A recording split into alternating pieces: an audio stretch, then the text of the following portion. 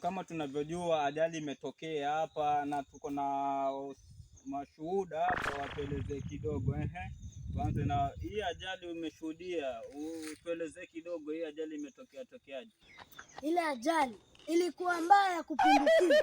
Mimi mwenyewe nilikuwa nimeketi, nikaona gari napita raba ikapita na mtu, hadi mimi mwenyewe nilicheka kiukweli. Hebu ukua kidogo kwenye mada, tuelezee kidogo kwenye tokea, maana wengine hawatakuelewa.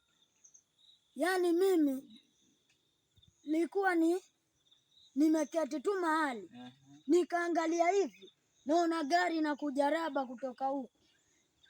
Nilikuwa kuko na mtu amesimama, akapita na gari hadi mimi mwenyewe Sawa kwako studio, maana naona huyu jamani kama hayuko sawa, amevuta bangi kidogo.